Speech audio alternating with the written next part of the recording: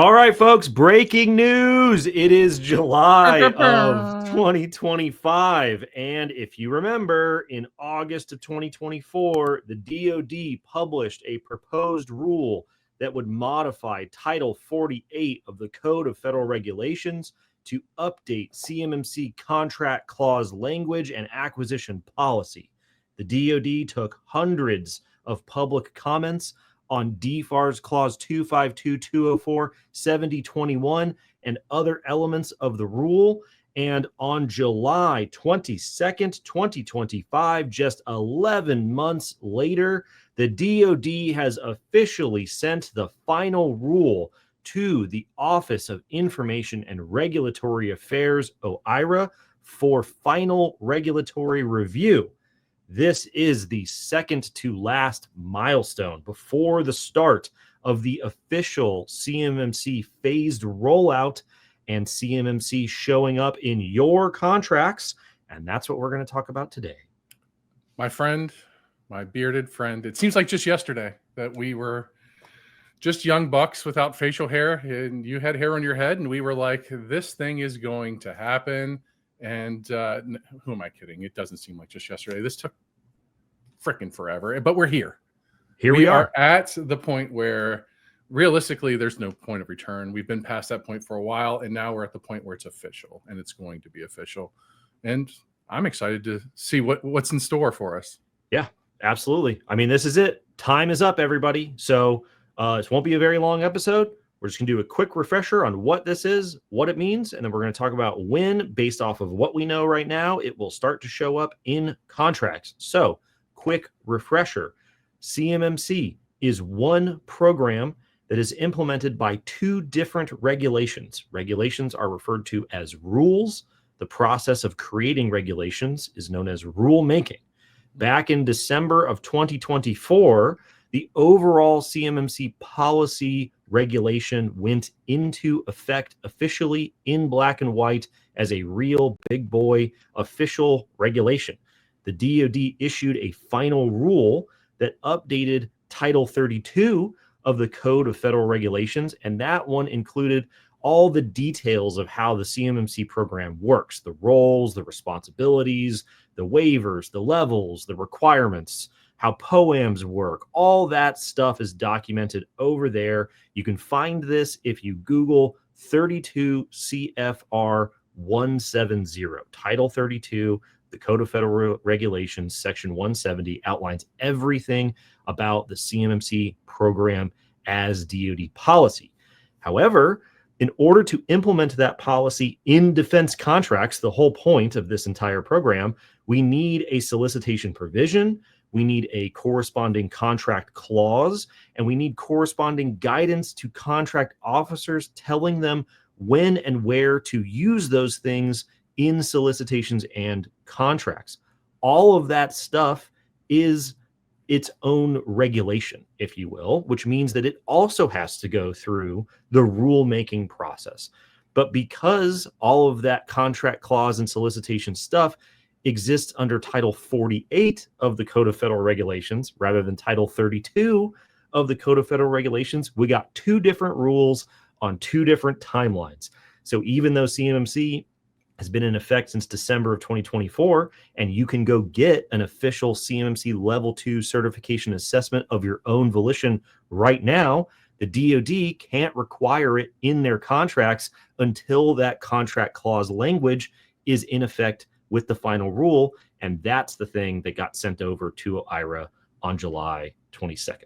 It's been the biggest harping point of confusion is the two timelines for the roles, right? Like essentially, I think a lot of the questions that we are stuck answering pertain to things that are programmatic, that are already in effect, that can be, going forward. And a lot of the things that we push forward or that we see push forward are coming from primes that are proactive in their supply chain, where this 48 CFR realistically is the thing that tells the DoD that they are now allowed to put it in the contracts with their primes, where those flow down clauses come in. But we've seen that happening beforehand. Now it's just really official, and we don't have those questions of which timeline am I on again? Where am I at in the matrix? Whatever it may be. We're in the same spot now. Everything, officially is going to come to a head together.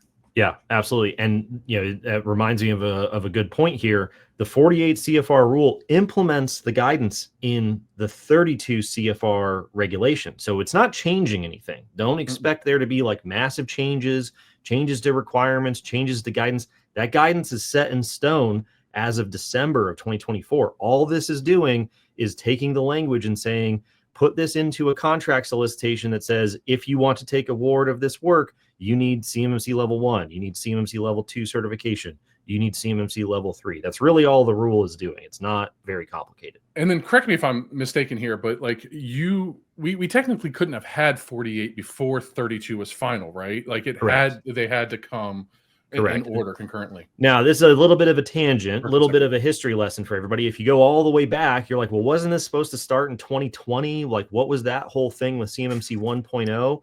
The rule that came out in 2020 was only a 48 CFR rule. There was no Title 32 program.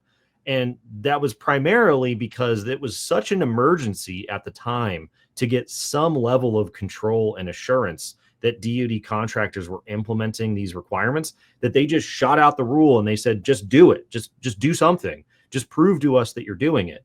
And then as the red tape and the bureaucracy caught up, they said, well, actually, you don't have a documented policy for all of this stuff that you're inserting into contracts. And without that, you can't really just have a random contract clause. And that's why they said in 2021, we got to go through this whole other secondary rulemaking process to establish all of that policy correctly. Now, that's the way they should have done it to start with. They didn't. And because they didn't explain it very well, everybody took that long gap up until December of 2024 as, well, it's not happening and it's this and it's that. All they were really doing was formalizing what they had wanted to do in 2020. Okay, so the gajillion-dollar question, when will CMMC show up in contracts? Great question. Based off of what we know right now and based off of our analysis of that information, CMMC will show up in DoD contracts and solicitations as early as October of 2025, no later than February of 2026, most likely Q4 of 2025. There you go. Now, the reason why we think this, DoD will insert CMMC in solicitations and contracts over 4 phases, starting with phase 1 on the effective date of the 48 CFR final rule. They call this process the phased rollout. They're going to insert CMMC requirements, DFAR 7021 clause language into solicitations and contracts in phases, right? OIRA now has the rule. They have 90 days to review the rule, up to 90 days to review the rule. Technically, they can take up to 120 days if they request it, but this is very rare. And I think unlikely for a few reasons. One, the rule is very small. It's not very complicated. It's mostly revising contract clause language that's already on the books from 2020. The rule was also just reviewed 11 months ago, and nothing really has changed, so there's not a lot of stuff for them to actually review. On top of that, there aren't as many rules for OIRA to review these days as there have been in the past because of all the current events going on and the way that the philosophy of government is going. Just check out the OIRA dashboard, and there's just not a lot going on over in OIRA right now. And the last reason, the rule is a massively huge priority. We haven't done a podcast on this yet, but on July 18th, the Secretary of Defense himself signed a memo that said CMMC is a critical part of their strategy for cybersecurity assurance over the supply chain. Back in the day, we used to only get memos from the Deputy Secretary of Defense, so it's even bigger now. Yeah. So I don't think they're going to take the full 120. Called out by name. And then I agree with every single one of the points you made there, why it won't go the full term. And then the last one, which is the one that is my personal preference, is the fact that it's just less controversial. Yeah. There's not as much, back and forth. I don't think there's going to be as much lobbying as going there. And with the backing of the government and the Secretary of Defense, like you said, I just feel like that it's going to go much faster than we anticipate. Absolutely. But we want to put all the information out there so that way we have a range of outcomes, a cone of uncertainty for people to kind of measure against, because ultimately we won't know until we get a little bit closer. So after that regulatory review period of 90 to 120 days, up to 90, 120 days. The rule will go back over to DoD for final sign off and over to the Office of Federal Register for publication. That process typically takes 1 to 3 weeks, which I'm pretty confident that it's going to be within that window. I haven't seen it take a lot longer than that, especially for rules that happen in the second half of the year for DoD, sometime between 1 to 3 weeks for that process. So based on the current status of the rule, it would go into effect immediately upon publication. So when we started posting about this on LinkedIn, what you'll start to see is people will say, well, there's going to be a 60-day delay between the time the rule is published and the time the rule takes effect.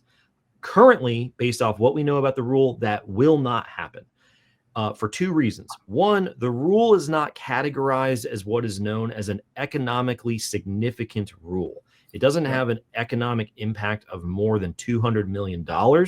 This is according to Executive Order 12688, if I recall correctly. We're not going to go down the rabbit hole on this specifically. All you need to know is it doesn't currently have the tag economically significant. Number 2, it does not have the current category of being a major rule being a designation that is applied to rules per the language in the Congressional Review Act. So without those 2 things, specifically the major rule designation, there won't be a 60-day delay from publication to going into effect. Were they to be a change in the status of the rule from non-major to major or potentially economically significant, then you could see a 60-day delay from publication until it goes into effect. The effective date being the start of the phased rollout. So could that happen? Maybe. I haven't seen that happen a lot. No real rumor out there that that is happening. Based off what we can see in the docket right now, those are not the designations. So based off what we know right now, there will not be a 60-day delay. Okay, so now that we've covered that, what does it look like? What we would call the normal timeline. So July 22nd is when OIRA received the rule, plus 90 days for review, plus 1 or 2 weeks for publication with the Federal Register, and you're going to see a rule right at the end of October. Without a 60-day delay, it would go into effect immediately, and from that point on, from October of 2025, all DoD solicitations that come out from that point will have CMMC requirements in them, because that will be the start of the phased rollout. And we will never see a DoD solicitation without a CMMC requirement in it ever again. That's a new era at that point. What a weird thing to think about. It is crazy, right?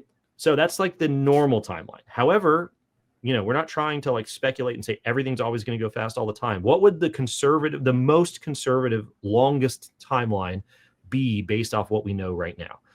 July 22nd plus 120 days for OIRA review, plus like a full 3 weeks for publication and sign off, plus a change in status of the rule to major, which would add 60 days of delay. If you add all of that up, you're talking February. So you're not talking about a difference of very long, right? You're going from October to February, so like 4 months. Yeah, And Halloween mostly, to the Super Bowl is essentially the window that we're looking at, right? Yeah, Halloween to the Commanders' next Super Bowl is where we're aiming here. I do have a question for you about that, though. There are certain things that happen within that time period that we're looking at here, and one of those being maybe the end of the fiscal year for the federal government. Does that have any impact on it? On rulemaking? No. What about the holidays? People being in session to review, the staff. I just wanted to make sure that we ask all the questions. Yeah, this is exactly what happened with the 32 CFR final rule, where we were waiting basically on notice from around October to December, and we ended up getting it right around Christmas time. There were some other reasons why it took longer in that sign off to publication phase, but that's why we don't really know, right? So if you're looking for the biggest window of time based off of our analysis and our understanding of what we know about the rule today in July of 2025, I would say that you are looking at a kickoff of the DoD's phased rollout between October and February, most likely sometime in Q4 of 2025. And there is a strong reason to believe that it will be closer to October than February, because it's a small rule. It's a huge priority. There's not a lot going on. All that stuff. It just got reviewed 11 months ago. So I would not bet on the tail end of that window. Currently, I would put my money on the leading edge of that window. And once that happens, once that rule is published and it goes into effect, that's when the phased rollout begins. So no anticipated roadblocks, none of those things that people like to pull out of the hat and say, hey, this might delay it. It's just they're gone. Election is over. Election happened back and we're done. Like, we're up and running. Everybody's good to go. The new team is in place. The new stuff is here. And here we are, just like we said we would be. Probably would have been faster if there hadn't been an election, but nevertheless, we are again. We're here. We're here. Absolutely here. So some takeaways, right? We're going to link to the episodes below where we talked about these topics months ago, just as a quick refresher for those of you who are new. So phased rollout is going to begin here in a few months, probably October-ish timeframe, Halloween to Thanksgiving, if you will. Do not bet on being able to get away with self-assessments in phase one if you are handling DoD's controlled and classified information. There is a big misconception out there where people think that level 2 C3PAO certification requirements cannot be required by the DoD until the start of phase 2, 1 year after the 48 CFR rule goes into effect. That is not true for two reasons. One, the guidance for CMMC policy, the Title 32 regulation, says that DoD has complete discretion during the first year of the phased rollout, phase 1, to include level 2 C3PAO certification assessments in place of level 2 self-assessments. And back in January, the DoD put out an acquisition memo giving guidance to contract officers that said, for contracts that involve any of the data types in the defense category of the NARA CUI registry, controlled technical information, naval nuclear propulsion information, DoD critical safety information, the kind of stuff that most defense contractors handle if you're working in aerospace and defense supply chains, the minimum requirement is CMMC level 2 C3PAO certification. So they have discretion to include it in phase 1. They have guidance that says if you deal with this data, that will be the minimum requirement. So do not bet on self-assessments in phase 1. Number 2, do not bet on getting waivers, because waivers only exist for entire classes of acquisitions. The entire solicitation will say this is exempt from CMMC requirements temporarily. There's other workarounds that they have to do in the meantime, and it's only for a certain period of time before everybody has to have the certification. All of that happens before the solicitations hit the street. There are no waivers once the solicitation is on the street. So by the time anybody watching this podcast sees a solicitation with a CMMC requirement, you ain't getting a waiver because it was already determined that it's not going to be a waived requirement. And if you're a subcontractor under a major prime, this goes doubly for you because you are going to have to then, you're not getting a waiver. It's not happening. No, I think we've been on that soapbox for a long time, Jacob, saying that the waivers are so high up and specific that even by the time you got to them to make an argument against them, that there wouldn't be an opportunity for you to do anything about it. Yeah, absolutely. So phase rollout could start as soon as October. Does that mean that you need your certification by October? Potentially. The most important metric for defense contractors to understand is the period of time between when your customer specifically issues a solicitation and the time period that they actually award the contract. This is a metric known as procurement administrative lead time, or PALT, which we've been talking about for over a year now. You can usually find this like on your customer's contracting website. So if you are expecting to see solicitations in summer of 2026 and your customer takes an average of 3 months to go from solicitation to award, then that means that you need your CMMC certification in order to take award 3 months after the solicitation comes out. But for most companies, it takes way longer than 3 months to go through implementation, assessment, certification, all that stuff. So if you wait until you see CMMC requirements in solicitations, you have waited too long. Most companies take 9 to 12 months for various reasons that are typically not the technology's fault for taking a long time. There's budgets, there's approvals, there's planning, there's all kinds of reasons that we've talked about endlessly for why it could take that long to get ready and go through your assessment. So if you're planning on taking award of a contract in Q1 or Q2, and it's going to take you 12 months to get your certification, you're out of time. You got to start right now. We're past the point of speculating when this last milestone will happen. OIRA has the rule. The hourglass is almost out of sand. If you're thinking that you need to get, contract awards or any type of order-based work in Q4 of this year, you have a serious problem on your hands if you are not closing in on your certification or you already have your certification. We got tons of resources. We got blogs. We got Q&A live streams. We got Secure the DIB, which is a free webinar series talking all about what we have going on with Summit 7. We're closing in on 50 certified clients for CMMC level 2, which is crazy, man. We were flying through them. Last week, we did 4 assessments for 4 different clients in tandem all at the same time, which is pretty sweet for overall capacity. There's a lot of people that can help you with CMMC. I don't know if there's a lot of people that can juggle 4 concurrent assessments in the same 4 week. 110s in 1 week is a mighty statement. It was pretty sweet. So yes. If you don't know where to start, check out the blog. We have this podcast that comes out every week. We got a live stream for Q&A every Friday. You literally ask us anything you want to. We got free Secure the DIB webinar coming up. Tons of resources, tons of stuff. Like and subscribe. This is it, folks. This is it. It went from DoD to OIRA.